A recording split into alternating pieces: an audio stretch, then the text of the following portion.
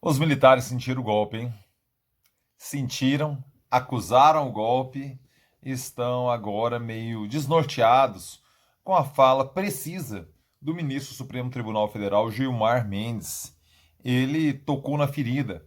E quando toca na ferida, dói, né? Doeu nos militares, porque a fala associando o exército ao genocídio, que é a Covid-19, incentivada pela falta de política, pela falta de ação do governo federal, promove em relação ao povo brasileiro, Gilmar Mendes mostrou claramente que o rei está nu. E os militares sentiram, acusaram o golpe sem sombra de dúvidas. Fala aí, rapaziada, tudo beleza? Bora gravar o vídeo de hoje, quinta-feira, dia 16 de julho de 2020. Começo pedindo para que você se inscreva no canal. Pô, meu filho, chegou aqui, cara, não é inscrito ainda, se inscreva, me ajuda muito, não custa nada para você e significa muito para mim. Assim como peço também aquele joinha, aquele like esperto, para que esse vídeo possa chegar mais longe, possa reverberar em páginas de outras pessoas que gostam dos conteúdos que compartilho, política, cidadania, cultura, essas questões de democracia, essas questões que nos tocam, né, e que nos fazem trabalhar. Peço também para que você comente aí, deixe seu comentário. Eu estou conseguindo responder todo mundo, todo dia à noite eu sento, vou lá e respondo todos. Então deixe seu comentário aí para trocarmos uma ideia. Peço também para que você ative as notificações para receber, ser avisado sempre quando pinta coisa nova por aqui. E também compartilhe com a sua rapaziada aí no Zap, beleza? Bora lá, né, cara? Os militares deram um chilique aí nessa semana. Eu acabei não tratando do assunto, tem muita coisa, né, cara? A pauta tá muito quente. Eu não acabei não tratando do assunto do chilique que os militares deram em relação à fala do ministro Gilmar Mendes. No último sábado, em uma live promovida pela revista Isto É, Gilmar Mendes falou que, uma fala que, no meu entender, é muito precisa, que os militares estariam se associando ao genocídio que acontece em relação à Covid-19 no Brasil.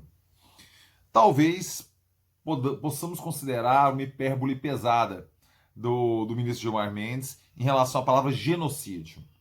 Mas já está claro para todos nós que o Brasil está tratando muito mal, está morrendo muito mais brasileiros do que deveriam, caso tivéssemos políticas apropriadas partindo do Executivo Federal. Isso para mim é explícito, isso é cristalino. Talvez não se caracterize como genocídio. Entra num debate jurídico, algumas pessoas falam que é, outras pessoas falam que é uma hipérbole e tal, não sei o quê. Não vou entrar nessa área específica.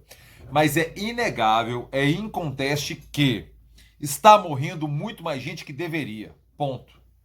A partir daí você defina, faça a sua qualificação, teorize, conceitue, problema seu. Mas que está morrendo muito mais brasileiros. Beiramos 80 mil brasileiros mortos já, fora aquela pornográfica subnotificação. Isso é inconteste. E os militares, sim, estão associados de forma umbilical ao governo de Jair Bolsonaro. General Hamilton Mourão já havia falado isso ano passado, que os erros, se fossem muito agudos, seriam colocados na conta do Exército Brasileiro. Estão sendo. Ele, óbvio que não poderia prever que haveria uma pandemia no meio do caminho, mas também não daria para. Era previsível que se tivéssemos um problema desse porte, aí Bolsonaro nunca seria a pessoa mais apropriada a desenrolar esse processo. É verdade que os militares acharam que o Jair Bolsonaro seria um poodle ali das Forças Armadas, né? E não foi. Na verdade, as Forças Armadas foram subjugadas ao projeto de Jair Bolsonaro. Com benesses, evidente, a gente vai falar dessas benesses aqui. Mas agora arquem com as consequências. As consequências perante a opinião pública, perante a sua imagem.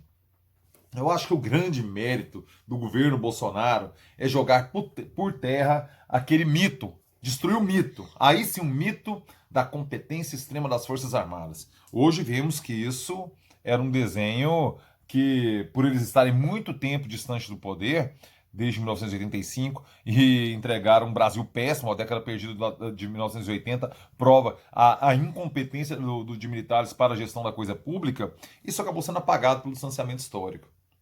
Numa nova leitura, num novo contexto, as pessoas começaram, a opinião pública brasileira começou a ter um tipo de saudosismo errôneo, uma interpretação equivocada da história, mas de que naquele momento tinha um trato, existia uma competência para gerenciar o país. Nunca foi verdade. Nunca foi verdade. A verdade é que a competência de fato do Exército no Brasil é para intervir na política, achar que civil não dá conta de governar. Foi assim em relação à República, foi assim em relação a Vargas, né? Quando os tenentes apoiaram sim o Estado Novo, foi assim em relação à ditadura militar de 1964. Então, ou seja, eles acham que civil não dá conta de administrar, eles dão. Os civis não prestam, os civis são corruptos, como se não existisse corrupção dentro do seio militar. Entendeu? Existe. Existe. O problema é que normalmente quando estamos sob regimes militares, não existe liberdade de investigação por parte dos mecanismos de Estado e não tem imprensa livre para fazer o seu trabalho de jornalismo investigativo. Então esses são os problemas. As Forças Armadas estão de tal forma vinculadas ao Exército que hoje elas comandam 7 ministérios. 7 ministérios. Vamos lá. Saúde, que é essa gestão pífia, desastrosa, né? Já são mais de 60 dias que o general Pazuello está de forma interina. Não sei o que é um interino que foi 60 dias. O interino ficou mais que o Taixe, mais que o dobro do Taixe, que era o efetivo, que não ficou um mês no cargo, Nelson Taixe. Eles foram lá. Hoje a gente tem 332 militares lotados no Ministério da Saúde, sendo que 25 destes estão em funções de comando, e mostra o fiasco que é o militar em gestão daquilo que não entende. Pazuello foi colocado lá como alguém referência na logística. Outra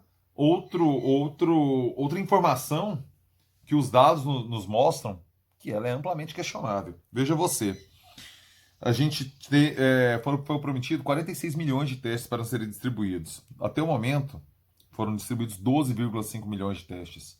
Por quê? Aí eles alegam, né, que os estados não teriam capacidade operacional para armazenar os testes e tudo mais. Bom, ceda essa capacidade, organize a logística do Ministério da Saúde. E o SUS prevê competência federal, estadual e municipal na gestão da saúde pública. Então, sim, é responsabilidade também do Ministério da Saúde provir os estados e os municípios com essa capacidade de armazenamento dos testes. Ou seja, os testes não chegaram. Se estamos nesse cabaré de cego que estamos agora em relação à Covid-19, onde não sabemos em que ponto estamos por falta de testes, existe assinatura de militares em relação a essa falta de testagem. Vamos lembrar que aqueles laboratórios do Exército toparam multiplicar em 18 vezes a produção anual de cloroquina por causa de um devaneio de Jair Bolsonaro, uma sandice de Jair Bolsonaro. Já foram gastos 1,5 milhões de reais nessa droga até o momento, considerada inútil pela própria Organização Mundial de Saúde. Então você vê que os militares também têm a sua assinatura nessa sandice, realmente, que é o incentivo ao uso de uma droga inútil, que é a cloroquina, a hidroxicloroquina. Os militares toparam, compraram isso. Mais uma vez, a gente vê que na gestão da saúde, se lá no futuro considerarmos um genocídio que aconteceu no nosso povo por conta do incentivo de medicamentos que não têm eficácia comprovada, pela falta de gestão, pela falta de incentivo ao isolamento social, que era a única política possível para controle da pandemia, os militares estão inegavelmente associados a isso, caso seja considerado genocídio no futuro. Então vamos ter essa clareza. E às vezes a palavra é forte, incomoda, mas o que está acontecendo com o povo brasileiro é de incomodar também, militares. O site Poder 360 levantou que são mais de 2.700 militares em toda a estrutura do governo federal lotados.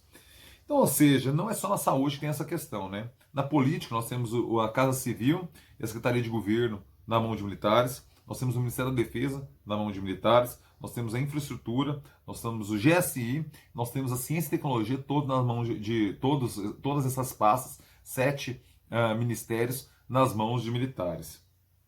2.700, mais de 2.700 militares lotados na estrutura do governo federal. É óbvio que o poder é sedutor, né? Você está ali exercendo uma função de comando. Os militares têm a possibilidade de, caso cumpram, essa é uma informação do jornalista Pedro Doria, caso cumpram 2 anos naquele cargo, 60% daquela gratificação, daquele DAS, é incorporado ao seu salário. Ou seja, vale a pena o cara ficar ali por um ganho pessoal. 60% daquela gratificação ser incorporada ao salário. Não é pouco, hein? Não é pouco. Além de você estar ali, né, debatendo o poder e tudo mais, corroborando aquela tradição histórica dos militares de acharem que civis não são competentes para tocar os destinos do país. Somente eles seriam. Então é o seguinte, né? Quanto antes as Forças Armadas se desvincularem do fracasso, do fiasco que é o governo de Jair Bolsonaro, melhor será historicamente para elas. Vão ter perdas? Já tem perdas. O simbolismo já tem perdas, eu insisto. A incompetência dos militares ficou flagrante. Aquela questão que a hierarquia, a ordem, traz necessariamente uma administração virtuosa, se mostrou falha. A nossa experiência histórica nesse ano e meio de governo Bolsonaro mostrou que não condiz. É evidente que a hierarquia e a ordem podem sim gerar boas administrações. No caso dos militares no Executivo Federal, não se comprovou. Não se comprovou. Essas pastas aqui que eles têm, talvez a infraestrutura seja de destaque, né? Porque a defesa, o general Fernando Silva, não é? Só deixa eu me confirmar o nome aqui dele para não falar bobagem. Ministro da Defesa. Fernando Azevedo e Silva. Só tinha pegado o primeiro e último nome. Fernando Azevedo e Silva. O general Azevedo e Silva, ele estava passeando, né, de helicóptero em cima de manifestação golpista.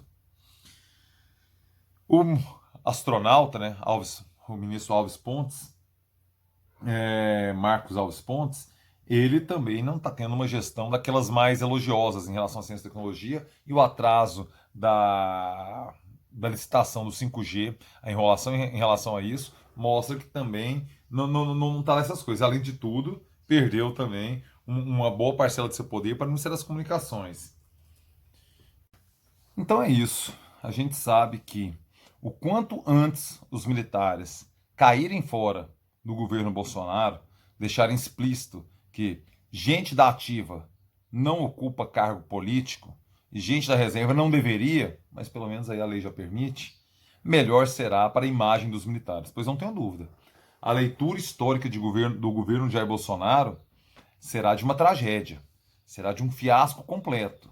E o governo de Jair Bolsonaro, associado aos militares, dará, entendeu? Os militares estarão associados a essa tragédia, a esse fiasco. Quanto mais demorar, assim, já não tem jeito de tirar muito em relação a isso, mas quanto mais demorar, pior fica. Tenham clareza disso. Então é isso, rapaziada. Peço para vocês aquela inscrição aqui no canal, aquela curtida, aquele comentário aí, que eu respondo todo mundo. Peço também para que você compartilhe com a sua rapaziada no Zap e ative as notificações para ficar sabendo sempre quando pinta coisa nova por aqui. Amanhã, sexta-feira, vou receber com muito prazer e honra aqui o professor Tiago Rangel para conversarmos sobre a evolução da Covid-19. Ele é professor da Universidade Federal de Goiás, vem sendo a voz pública da instituição nessa crise, nas pesquisas, nas projeções da doença aqui no nosso estado. Conto com a participação de todos vocês, pois o papo vai ser ótimo. Hoje também confirma a live de sábado, então amanhã, no vídeo de amanhã, já passo aqui para vocês. Beleza? Excelente quinta, meu velho. É nóis!